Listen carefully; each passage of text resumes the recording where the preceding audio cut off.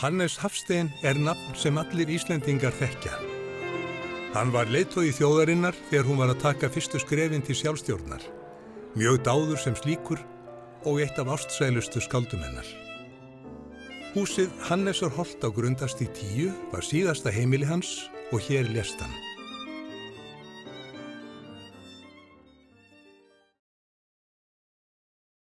Hannes var amtmannssonur frá Möðruvöllum í Hörgárdal, fæddur 1861.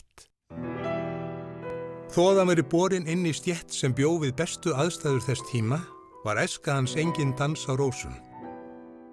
Mikill ófríður var í kringum föður hans, Pétur Hafstein amtmann, sem átti við geðræn vandamál að stríða. Eins og títt var íslenska höfðingjasyni var drengurinn settur til mennta. Hann kom til Reykjavíkur 12 ára gamall til að setjast í lærðaskólann, þar sem hann bjó næstu árin, ýmist á langalofti skólans eða hjá hálfsystu sinni Þórunni í Lækjargötu 10. Í skólanum varð hann foringi skólapilta, glæstur ungur maður sem yngri piltar þorðu vart að yrða á. Svo sterka persónu bar hann. Og hann var farinn að yrkja af fullum krafti.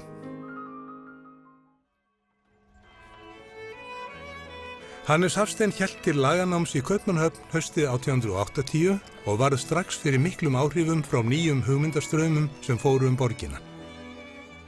Helsti boðberi þeirra var menntamaðurinn og bókmenntapáfinn Georg Brandes, en hann og fylgismenn hans boðuðu raunsæi og höfnuðu allri rómantík. Þeir vildu hrista ærlega upp í stöðnuðu samfélagi og boðuðu aukin mannréttindi. Undir þessum áhrifum gaf Hannes Hafstein ásamt 3 öðrum Íslendingum út tímaritið Verðandi árið 1882 sem talið marka upphaf raunsæistefnu í íslenskum bókmenntum. Stúdentsárin í Kaupmannahöfn voru Hannesi sannkölluð vakning og leið langfrjóasta skáldskapartímabil hans. Það var óvenjulega bráðger ungur maður, aðeins 20 að aldri, sem gat ort kvæði sem hófst þannig. Ég elska þig stormur sem geysar grund og gleði þitt vekur í blaðstyrkum lund, en gráfesknu kvistina bugar og brýtur og bjarkirna treystir leið og þú þýtur. Stúdentsárin liðu fram við skáldskap, samdrykkjur og söng. Námið satt eins og á hakanum og hann rétt náði lögfræðiprófi.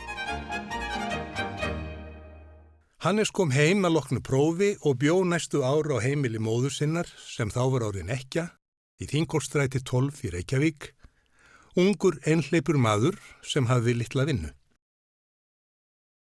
Hann hélt fyrirlestur í Gúttó við Tjörnina í ársbyrjun 1888, þar sem hann kom fram sem raunsæismaður í anda Georgs Brandes og rakkaði niður rómantísku skáldin. Hann taldi vaxandi þjóðernishyggju landsmanna og sjálfstæðisbaráttuna eins og hann var þá rekinn ófljótt stagl. Samt var hann mikill ættjarðarvinur og söng Íslandi lof í kvæðum sínum. Öðrum stundum undi Hannes Hafstein við glas og glaum í stúdentafélaginu í Reykjavík og orti fjölda gamansamra drykkjukvæða sem enn eru mörg sungin. Nokkrum árum eftir heimkomuna fór Hannes að gera hósur sína grænar fyrir stelpu í Reykjavík sem var dóttir miðkonu föður hans. Hún hét Ragnheiður og var af helstu höfðingjaættum landsins. Þau gengu í hjónaband 1889. Hann var þá 28 ára gamall en hún var aðeins 18 ára. Fyrsta heimilið þeirra var í Þingholtsstræti 11, en frá 1893 til 1896 áttu þau húsið Amtmannsstíg 1, þar sem nú veitingastaðurinn Humarhúsið. Ragnheiði unni hann hugástum meðan bæði lifðu. Sama árið og Hannes giftist Ragnheiði fékk hann sitt fyrsta fasta embætti þegar hann gerðist ritari landshöfðingja, æðsta embættismanns landsins. Árið 1896 var hann svo skipaður sýslumaður á Ísafirði og gegndi því embætti næstu 8 árin.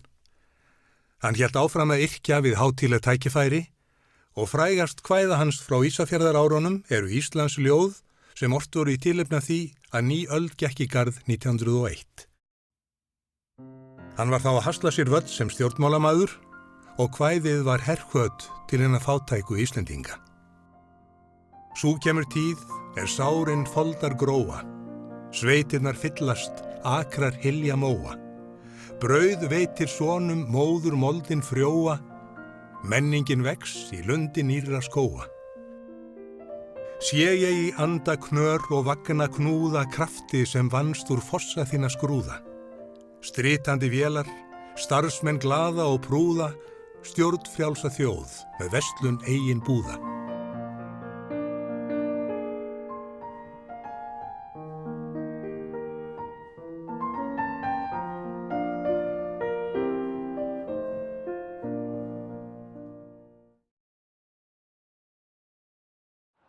Árið 1901 var þingræði tekið upp í Danmörku og fjölmennasta flokknum, Vinstriflokknum, falin stjórnarmyndun, en honum hafði verið haldið utan stjórnar áður.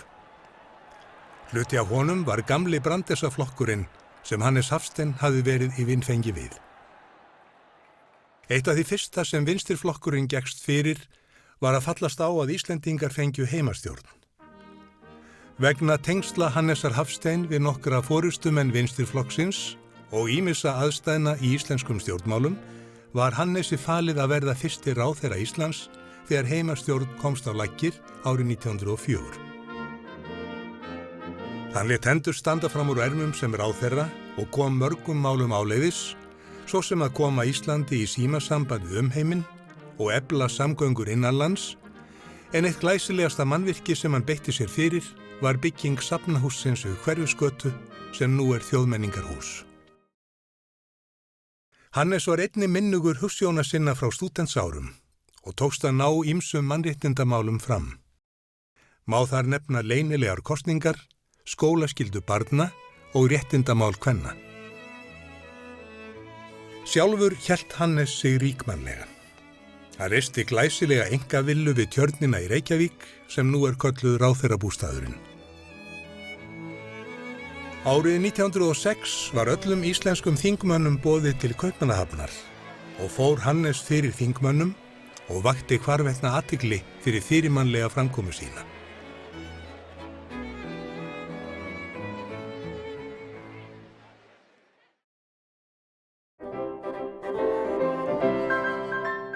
Hannes barst sérstökum vináttuböndum við Friðrik VIII Danakonung sem kom í opinbera heimsókn til Íslands árið 1907.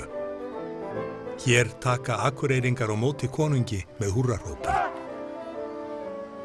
Mörgum þótti sem þar sem þeir Hannes og konungur riðu saman í broddi mikilla reiðfylkingar austur sveitir að þar færu jafningjar, skoðun sem var mikilvæg fyrir sjálfsmynd Íslendinga.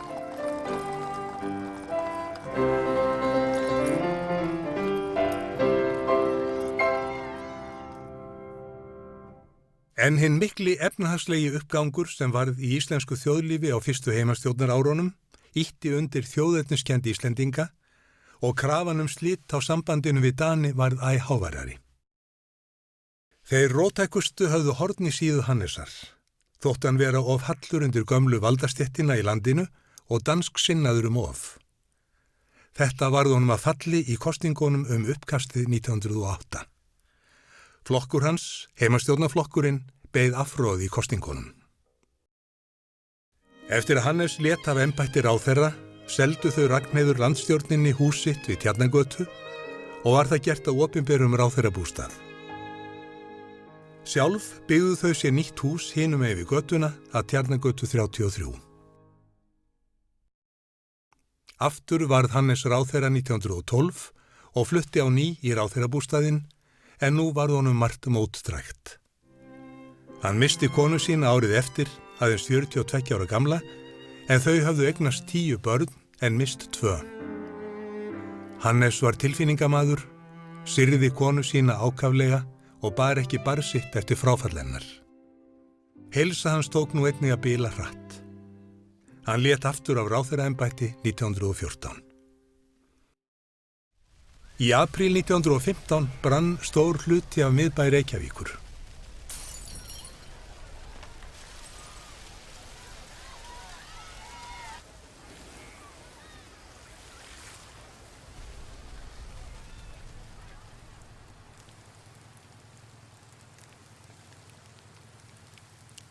Viðbrögð Reykvíkinga urðu þau að banna nánast byggingu timburhúsa í bænum.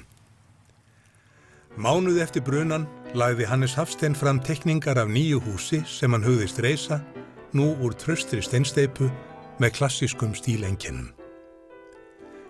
Þetta var húsið Grundastígur 10. Haustið 1915 flutti hann hingað ásamt fjölskyldu sinni og lést hér 13. desember 1922, aðeins 61 árs gamall. Á 70 ára afmæli Hannesar árið 1931 var afhjúpuð stytta Einars Jónssonar af Hannesi fyrir framan stjórnarráðið í Reykjavík að viðstöddum miklum mannfjölda. Þar hefur hann staðið síðan og fylgst með mörgum stór atburðum í lífi þjóðarinnar.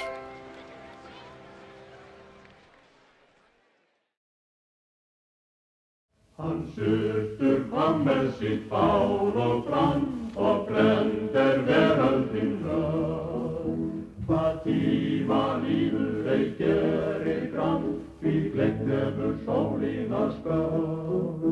Og gjörðan bruni og bát, á húsinu einnig því látum mér loga. Húrra, húrra, húrra, tralla, nú hver annars dreppum ég skal.